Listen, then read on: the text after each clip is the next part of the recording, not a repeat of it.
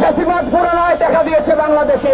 বিগত ফ্যাসিস্ট সরকারের রাষ্ট্রবিরোধী কার্যক্রম এবং জুলাই গণহত্যার বিচারের দাবিতে ছাত্র শিবিরের এই গণমিছিলে উপস্থিত ছাত্র জনতা, আপনারা সকলেই জানেন সহস্রাধিক শহীদ, হাজার হাজার আহত বন্ধুত্ব বরণকারী ভাইদের রক্তের বিনিময়ে অর্জিত গণ অভ্যুত্থানকে বিপ্লবে রূপান্তর করার পথে পুনরায় বাধা সৃষ্টি করেছে ফ্যাসিস্ট আওয়ামী লীগ দোসররা। সম্মানিত উপস্থিতি, আমরা মনে করি ইউনিট সরকারের নিষ্ক্রিয়তা এবং বিচার কার্যে দীর্ঘসূত্রিতা এর জন্য প্রধানত দায়ী।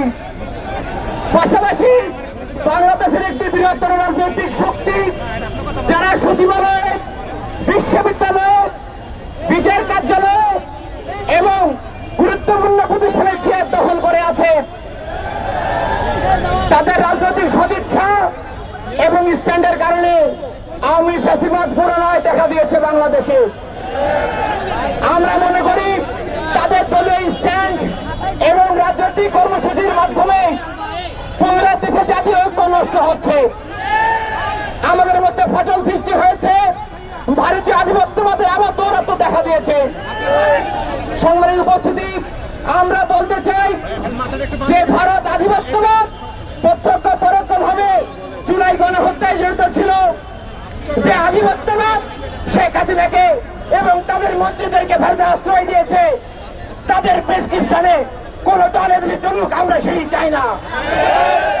আমরা মনে করি যারা ভারতকে আশ্রয় দিবে এবং তাদের প্রেসক্রিপশনে চলবে তাদেরকে কোন সমাধান দেখতে চাই না। আমরা সরকারকে বলতে চাই খুব দ্রুত সময়ের মধ্যে যারা আহত বন্ধুত্ব রয়েছে তাদের সুচিকিৎসার ব্যবস্থা করতে হবে। আমরা আরো দাবি জানাই সকল রাজনৈতিক মামলা প্রত্যাহার করে আজহার ভাই সহ সকল রাজবন্দীদের মুক্তির ব্যবস্থা করতে হবে। আহত বন্ধুত্ব বরণকারী ভাইদেরকে রাষ্ট্রীয় স্বীকৃতি প্রদান করতে হবে। আমরা চাই সরকারের মাধ্যমে জাতীয় ঐক্য গড়ে উঠবে। সংগ্রামী উপস্থিতি, আমরা বলতে চাই আগামী দিনে শহীদদের স্বপ্নের আলোকে সম্প্রীতি এবং বৈষম্য দেশ গড়তে হলে আগামী দিনে দেশ ইসলাম রক্ষার আন্দোলনে আমাদেরকে ঐক্যবদ্ধ কাজ করতে হবে।